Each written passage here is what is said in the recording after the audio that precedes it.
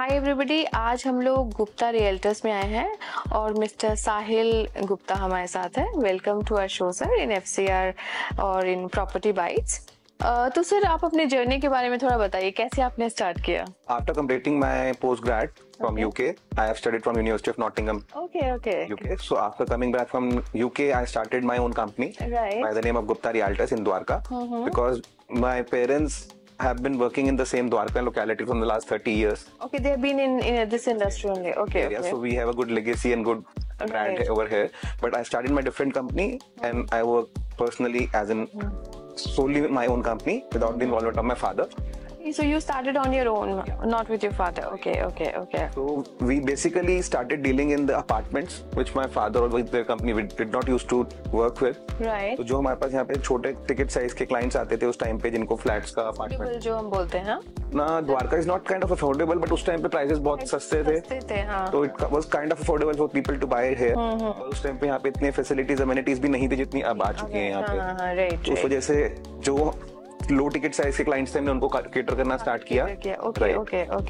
और फिर अभी सर प्राइसेस भी काफी शायद इंक्रीज हो गए यहाँ पे। इसलिए लास्ट कोविड के बाद से आप देखेंगे पैन इंडिया में ही काफी प्राइसेस बढ़े हैं। हर एरिया के हिसाब से अपना प्राइसिंग अप्रिशिएट हुए हैं, बट हाँ द्वारका में भी अच्छा खासा प्राइस का अपवर्ड मूवमेंट आया है। और सर क्या आपका विजन है about this urban Dwarka development, क्या होने वाला है? देखिए, if you see in Delhi NCR it is the most upcoming area. As in यहाँ पे आपका क्रिकेट स्टेडियम आ रहा है जो ओमेक्स डेवलप कर रहा है। ओके. यहाँ पे आपका गोल्फ कोर्स ऑलरेडी डीडीए ने ऑपरेट करना स्टार्ट कर दिया है। I think sector 19. In sector 19. Okay. And यहाँ पे आपका एम्बेसीज एरिया भी लोकेटेड है, वो भी काफी जल्दी आने वाला है। यहाँ पे आपका कन्वेंशन सेंटर ऑलरेडी स्टार्ट हो चुका है जो कि एशिया का सबसे बड़ा कन्वेंशन सेंटर है, जहाँ पे प्रगति मैदान वाली जितनी भी सारी जो इवेंट्स हैं वो सब कन्वेंशन सेंटर द्वारका में हुआ करेंगे। अंडर कंस्ट्रक्शन में यहाँ भारत वंदना पार्क आ रहा है which is the largest green plus unique cultural development in Asia, जो कि 200 हेक्टेयर्स की लैंड पे अप्रोक्सीमेटली।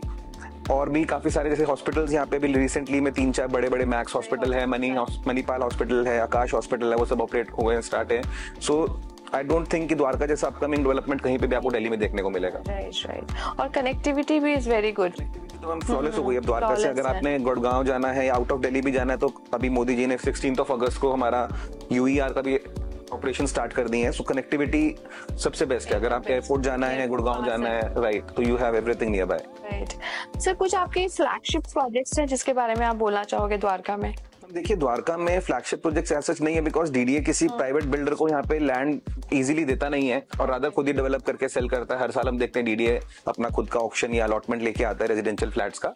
रिसेंटली अभी एक वेगस ग्रुप ने यहाँ पे लैंड लिया था सेक्टर 19 में, गोल्फ आइलैंड के नाम से they are developing a project. और एक लैंड अभी रिसेंटली डीडीएस ऑक्शन में एलडीको ने लिया है। अच्छा, एलडीको ने भी लिया है 17 में, which is also about to get launched maybe in next few months after they receive the RERA. Okay. But यहाँ पे बाकी मोस्ट ऑफ द डेवलपमेंट जो है वो डीडीए के हैं या फिर CGHS cooperative group housing societies हैं। राइट. या फिर यहाँ पे जो कुछ डीडीए के प्लॉट्स हैं वहाँ पे प्राइवेट बिल्डर एक्टिव होके वो बिल्डर फ्लोर्स की तरह कंस्ट्रक्ट कर रहे हैं ग्राउंड +4। सो जिनको नई कंस्ट्रक्शन द्वारका में लेनी है they can always go for builder floors as per their sizes and as per their budget. We have different sizes. लोगों को हाई राइज पसंद नहीं होता तो they can always go for. अच्छा, बिल्डर्स फ्लोर्स भी यहाँ पे काफी है द्वारका में।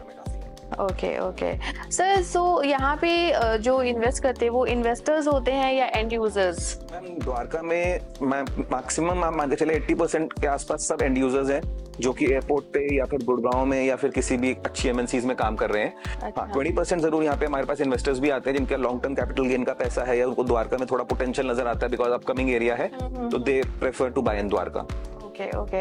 और सर कुछ ग्रीन बिल्डिंग प्लानिंग कुछ है यहाँ पे द्वारका? मैंने पहले मेंशन किया कि 200 हेक्टेयर के लैंड के अंदर approximately Bharat Vandana park is already under development, जिसके अंदर एक सेंट्रल बीच के अंदर एक डोम टाइप बनेगा जिसके अंदर पूरा वो ग्रीन हाउस इफेक्ट तरह बनाएंगे with all the flora and fauna from across the India.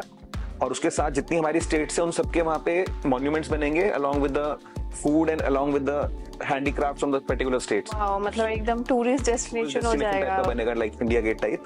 सो मुझे को लगता है विद अनदर ईयर और so it will B operative. Okay.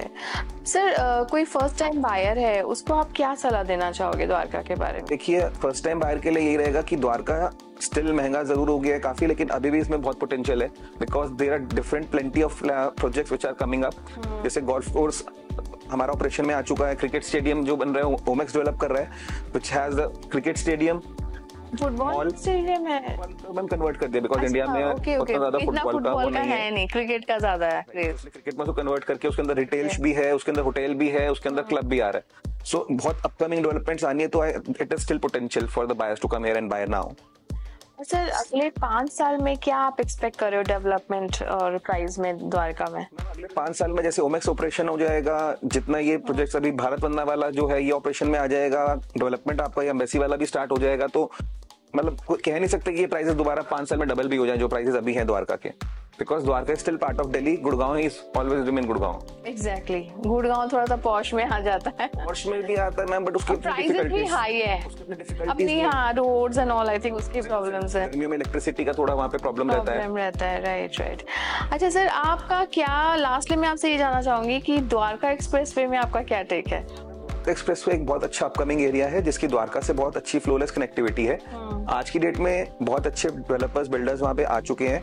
अब द्वारका से भी बहुत लोग जो यहाँ पे रह के बोर हो चुके हैं या जिनको यहाँ का कंस्ट्रक्शन पुराना लगता है, वो द्वारका एक्सप्रेसवे साइड मूव कर रहे हैं because of the new construction and the amenities, क्योंकि यहाँ की मोस्ट ऑफ द प्रोजेक्ट्स के अंदर कोई अमेनिटीज नहीं मिलती, like swimming pool, club house, problem है इधर पे आपको वो सब चीजें मिलती हैं, but still it lacks the basic infrastructure, like कोई बड़ा हॉस्पिटल नहीं है अभी, राइट, कोई बड़ा कमर्शियल मॉल नहीं है, तो उसके लिए लोगों की डिपेंडेंसी स्टिल अभी या तो दिल्ली के लिए है, द्वारका के लिए, या फिर गो टू गुड़गांव। अच्छा, but it is a very nice area, it's like an upcoming area, मतलब अगले 10-15 साल के अंदर it will be more progressive. Right. तो दर्शकों, अगर आप कुछ भी फ्लैट या कुछ भी बिल्डर फ्लो कुछ भी आप बाय करना चाहते हो Dwarka and surrounding, Gupta retailers का नंबर मैंने दिया है, आप you can always contact mister Sahil. Thank you.